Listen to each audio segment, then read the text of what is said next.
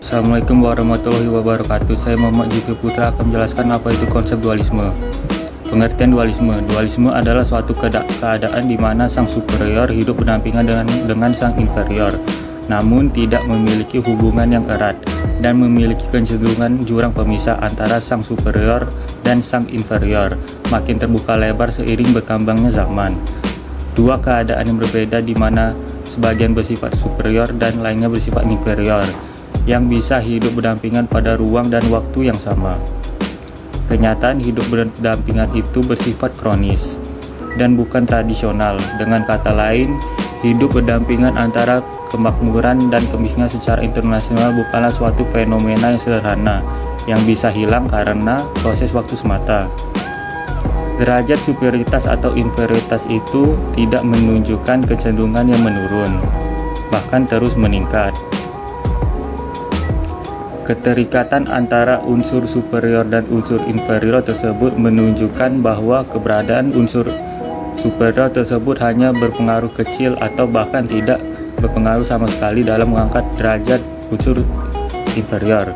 Sekian dari saya. Wassalamualaikum warahmatullahi wabarakatuh.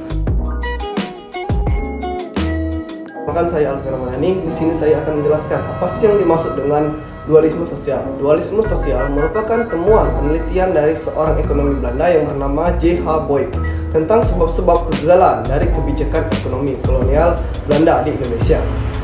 Kegagalan kebijakan ekonomi liberal yang diterapkan Belanda pada tahun 1870 dalam upaya untuk memperbaiki tingkat kesejahteraan masyarakat Indonesia, terutamanya di Pulau Jawa, menjadikan kebijakan kolonial ditinjau kembali secara intensif.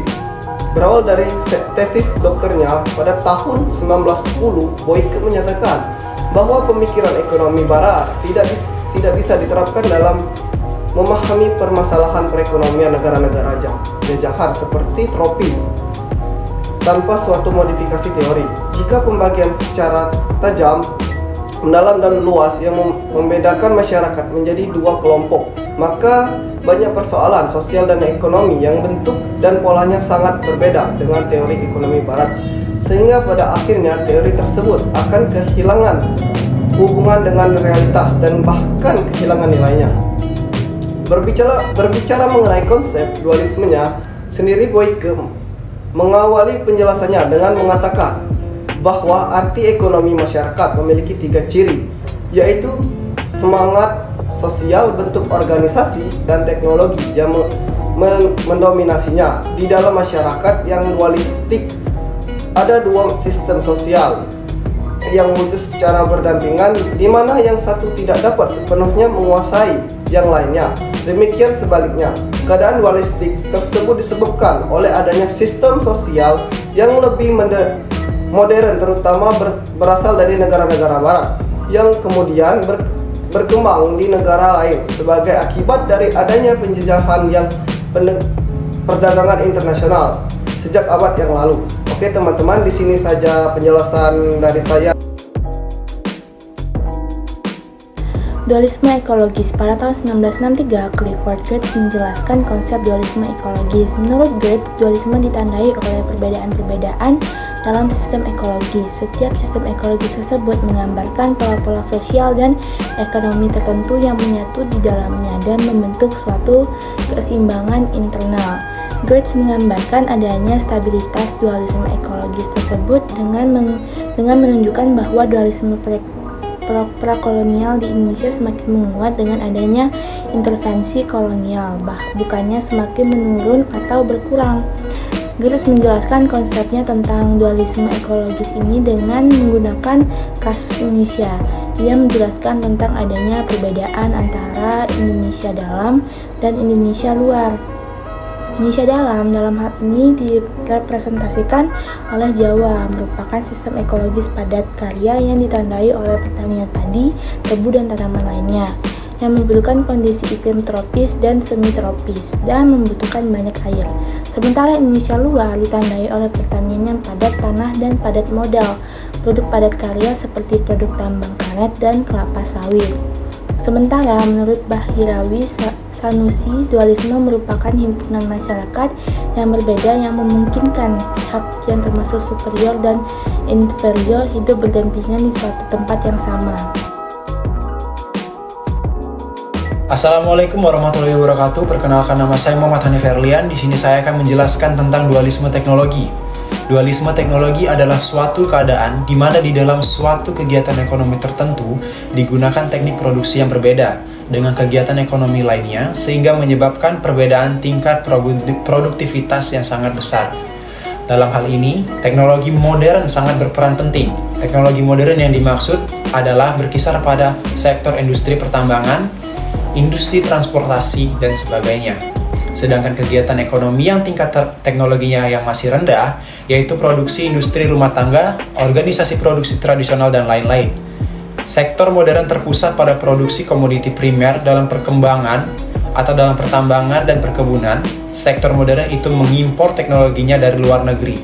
Teknologi impor yang digunakan dalam sektor modern tersebut bersifat hemat tenaga kerja atau labor saving, di mana secara relatif modal lebih banyak digunakan. Keadaan ini berbalikan dengan keadaan pada sektor tradisional yang ditandai oleh besarnya kemungkinan untuk mengganti modal dengan tenaga kerja, serta penggunaan metode produksi yang padat tenaga kerja atau labor intensif. Perkembangan sektor modern terutama sekali merupakan respon terhadap pasar luar negeri, dan pertumbuhannya mempunyai dampak yang kecil terhadap perekonomian lokal. Sedangkan perkembangan sektor tradisional sangat terbatas karena kurangnya tabungan atau perbentukan modal. Mungkin itu saja yang dapat saya sampaikan. Saya akhiri. Wassalamualaikum warahmatullahi wabarakatuh. Dualisme keuangan yaitu kegiatan perekonomian atau keadaan perekonomian pada suatu masa tertentu di suatu negara. Dualisme ini bertuju pada negara-negara yang sedang berkembang tentang bagaimana finansial atau pasar uang tersebut. Dualisme keuangan dibedakan menjadi dua, yaitu pasar uang terorganisasi dengan baik dan pasar uang yang tidak terorganisasi dengan baik. Pasar uang jenis pertama yaitu terdiri dari bank-bank komersial dan lembaga-lembaga keuangan non-bank. Perkembangan pasar uang tersebut bersamaan dengan adanya perluasan investasi untuk mengembangkan perekonomian negara tersebut. Oleh karena itu, pada mulanya kegiatan lembaga keuangan tersebut terutama sekali bertujuan untuk menyediakan pinjaman kepada perusahaan-perusahaan tersebut. Namun setelah NSB mencapai kemerdekaan, pemerintah mereka mengadakan berbagai usaha yang bersifat mendorong lembaga-lembaga keuangan modern untuk memberikan pinjaman kepada sektor-sektor ekonomi lainnya, terutama sektor industri dan sektor pertanian rakyat. Sedangkan pasar uang yang tidak terorganisasi dengan baik adalah pasar uang yang tidak berbentuk lembaga keuangan formal, misalnya para petani kaya, pedagang-pedagang perantara, dan pemilik-pemilik modal di daerah-daerah pertanian. Jika seorang petani memerlukan uang untuk kebutuhan keluarganya sehari-hari atau untuk modal kerja untuk kegiatan produksinya, oleh karena itu banyak para petani menyukainya karena prosedurnya yang lebih mudah dan sederhana.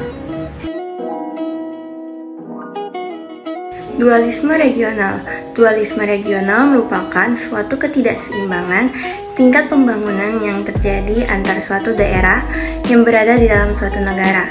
Contohnya di NSB, ada beberapa daerah yang berkembang sangat pesat, sehingga banyak di antaranya mencapai keadaan ekonomi dan sosial yang sudah mendekati negara maju.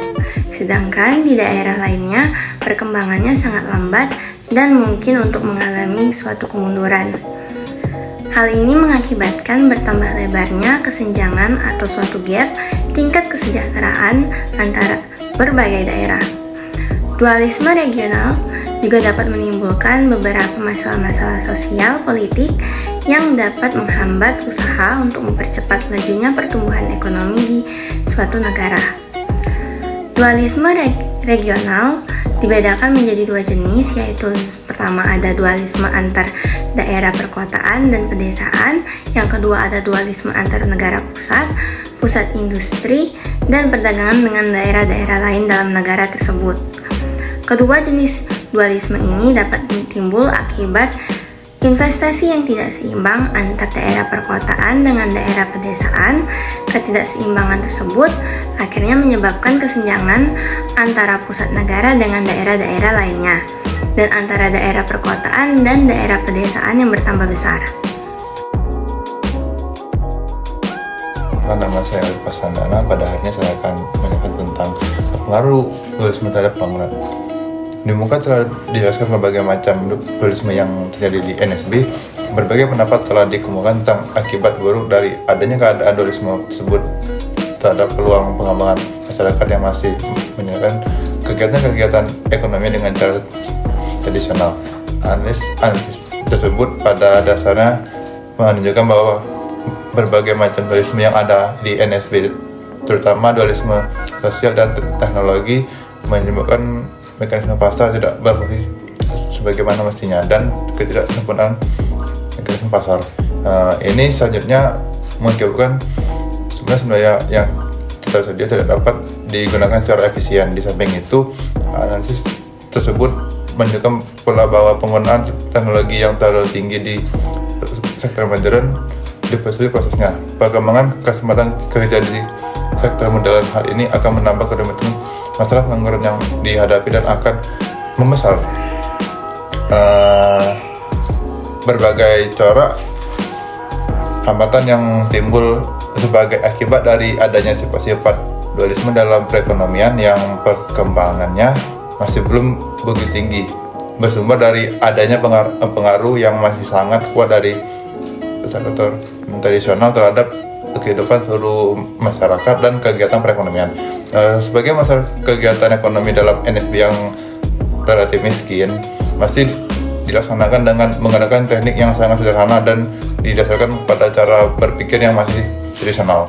Hal yang pertama menyebabkan produktivitas berbagai kegiatan produktif sangat rendah adalah usaha untuk mengadakan perubahan atau pembaharuan sangat terbatas. Sekali dengan demikian, cara-cara tersebut yang memiliki kualitas yang rendah tidak mengirim perubahan yang berarti ke masa. Kehidupan masyarakat yang masih sangat dipengaruhi oleh nilai hidup yang diwarisi selama beberapa generasi masih kemungkinan untuk mengadakan perbaikan-perbaikan dan teknologi, memproduksi maupun dalam mengembangkan pasar yang baru. Keadaan masyarakat seperti itu juga menimbulkan ketidaksempurnaan di dalam pasar sehingga tidak efisien.